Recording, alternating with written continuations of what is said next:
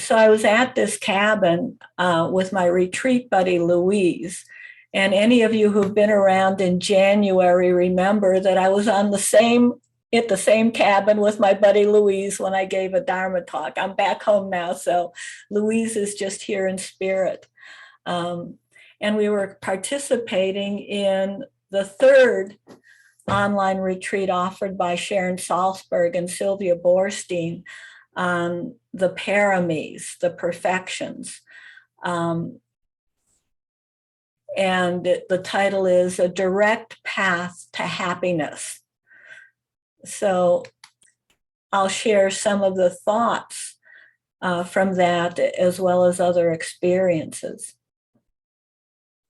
And there was a particular focus in this session on responding to difficult and painful situations.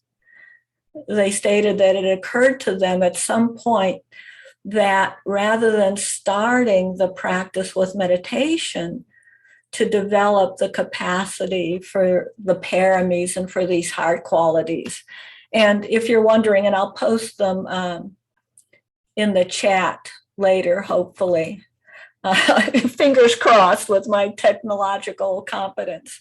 But things like generosity, morality, renunciation, releasing, letting go, wisdom, energy, or as they interpreted it, courage, patience, truthfulness, determination, loving kindness, and equanimity. So 10 parames in the Theravadan tradition to be practiced or to be meditated on, to be developed, and as a fruit of the practice as well. But their approach was if we cultivate these actions in our ordinary, regular life, we can do that. We can be kinder to our families. We can be more patient with our coworkers. That seems manageable. So they told many stories around this topic. And certainly meditation creates a space in which we can respond differently with these heart qualities, not out of our habitual conditioned reactions, but acting on the intention to create the space to be more truthful or respond with more generosity, to act and behave more ethically, doing less harm, and making the commitment to respond with a different energy, not the energy of hatred, greed, aversion, but the energy of courage and kindliness. Now, that doesn't mean that if I practice cultivating these traits, I'll always be joyful or happy right away and there'll be no pain. The first noble truth is still there. Life is difficult. And as Sharon and Sylvia kept reminding us through the retreat, some things just hurt. It isn't about not hurting or pushing away the pain. It's about how I choose to respond to the pain, to the sadness, the loss.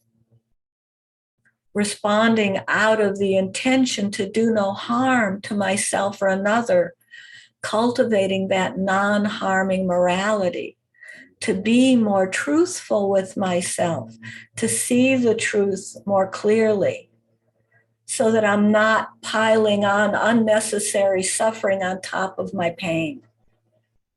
These actions can lead to peace, the joy of no regret, of wholesome intention.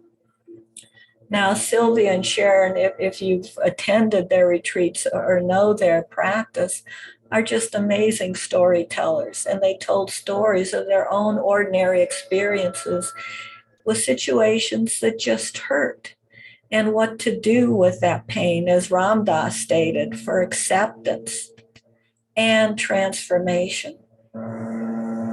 Sylvia shared some very moving stories, including stories around the death of her husband, a husband of over 60 years who died about 17 months ago. and the story of a granddaughter with all the women in the family and men in the family around giving birth in her home with complications that required her going to hospital and a lot of anxious moments. She's fine. She and the baby are fine.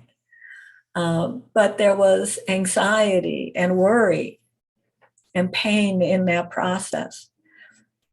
And their generous sharing helped me to decide to have the courage to share what is my current major challenge in this moment. My partner and I, of many years, have decided to separate, perhaps for a while, perhaps forever. A lot of uncertainty.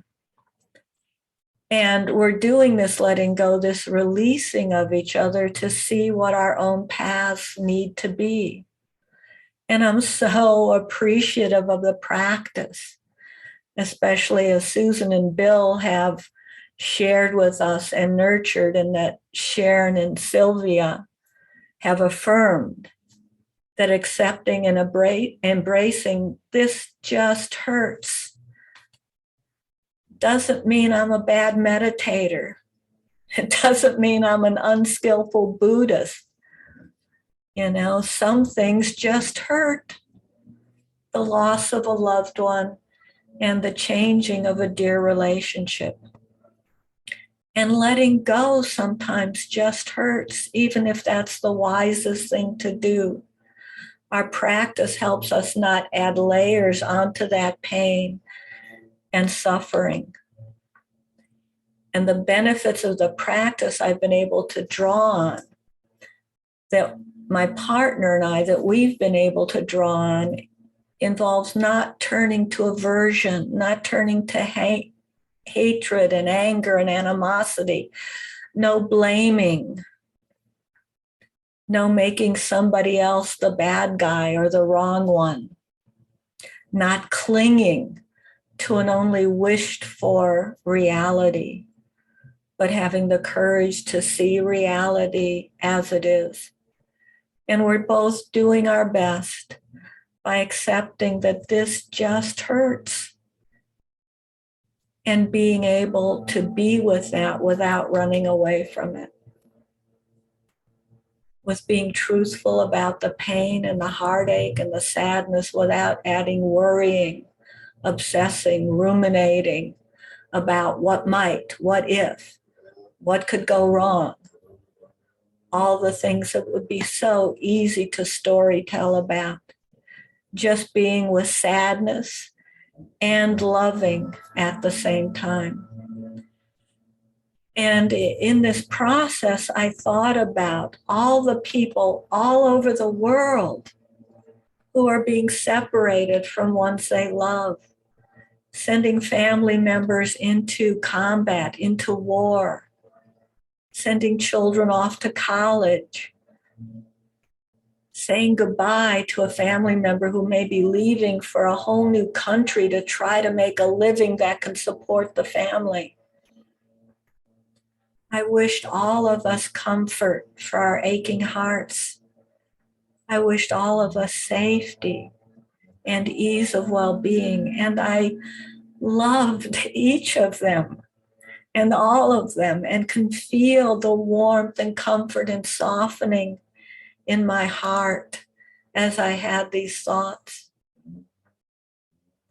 I also thought of all those whose loved ones are coming home safely from war, and the joy and the relief in welcoming that family member home.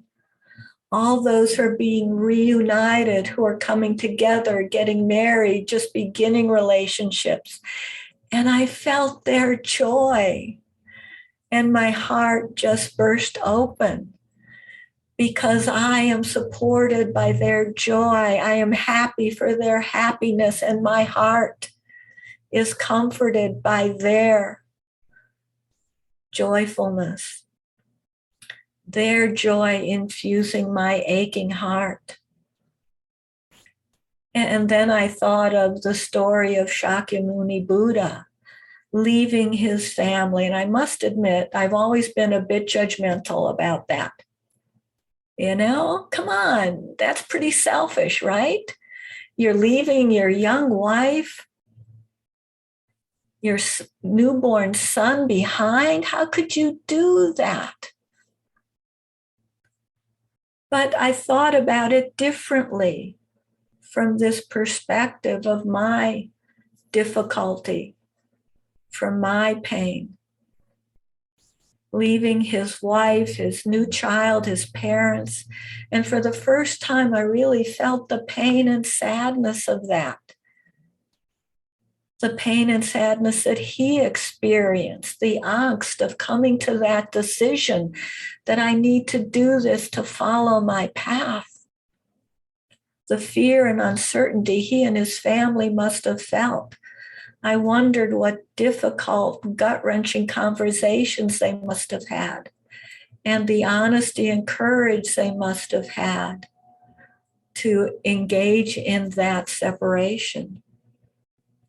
My heartache led me to much greater compassion for the Buddha and for all those who are separated from what we all hold most dear. And again, my heart melted a bit more and found more ease. Life is difficult and sometimes things just hurt.